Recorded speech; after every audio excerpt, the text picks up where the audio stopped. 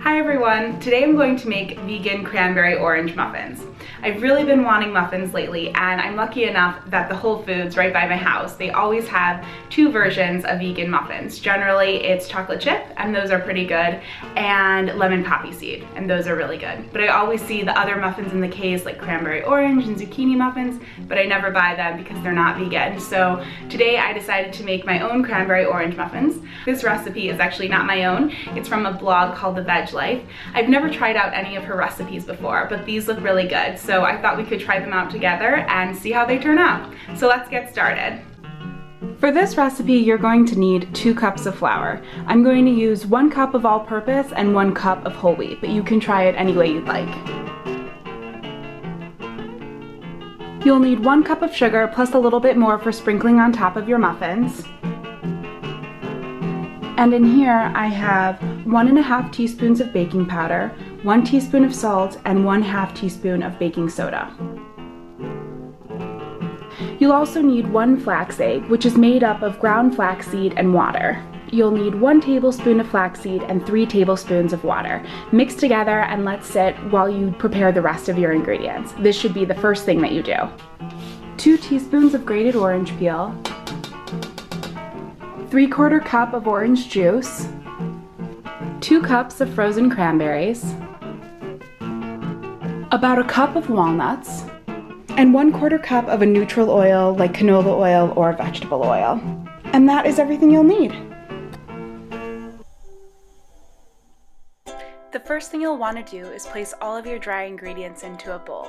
So that's your flour, your sugar,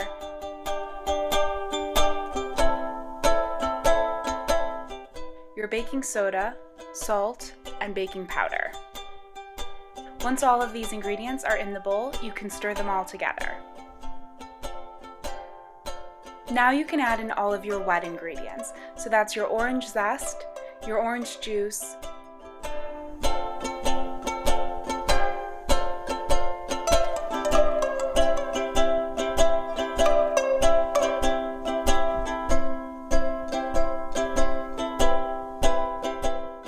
your canola or vegetable oil,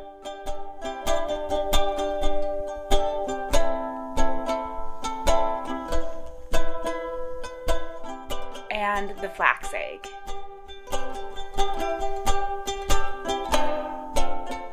And stir everything together.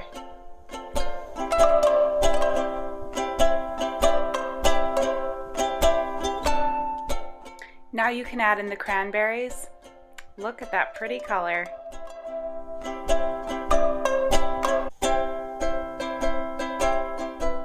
And then stir them into your mixture.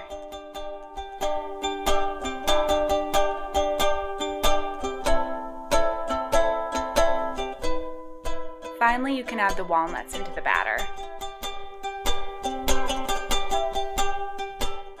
Fold the walnuts into your batter, and then you can start filling up your muffin tins.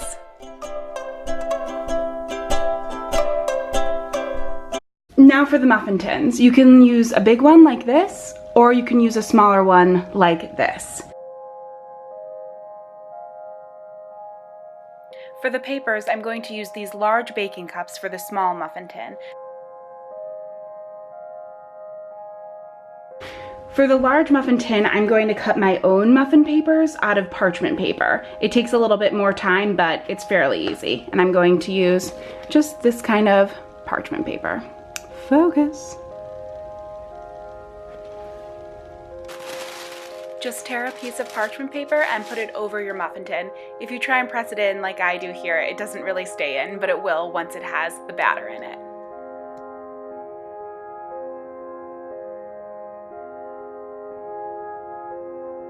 Once you've filled up the muffin tin, cut off the excess parchment paper.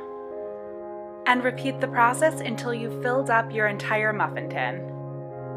Once you've got your muffin tins all filled, you can go ahead and sprinkle them with some extra walnuts and sanding sugar. If you don't have sanding sugar, I actually don't have it either. I'm just going to use raw turbinado sugar. Set your oven to 400 degrees and you can bake these muffins for about 15 minutes. My oven always seems to take a little bit longer than others, so the small ones I'll probably do for about 20 minutes and the larger ones about 25 to 30, checking them within the last 5 minutes or so. And now they're all done. They should have golden brown tops and smell delicious. So this recipe turned out incredibly well and I would highly recommend trying it out. They're the perfect amount of sweetness, they're super soft and moist.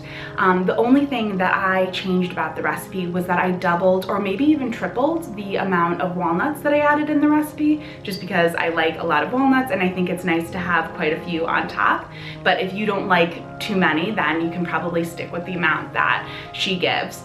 One other thing that I had to adjust was that I was having a hard time stirring all the ingredients around together at the very end, which you might have been able to tell. So I added just slightly more orange juice to the recipe to make it go a little bit easier. And then I did bake them slightly longer, probably because I added a little bit more of the orange juice, but they turned out so well and I will definitely be making these again. So let me know in the comments down below if you give this recipe a try. I will definitely link the Veg Lives recipe in the info box so that you can try them out. Thank you so much for watching and I will see you in the next video.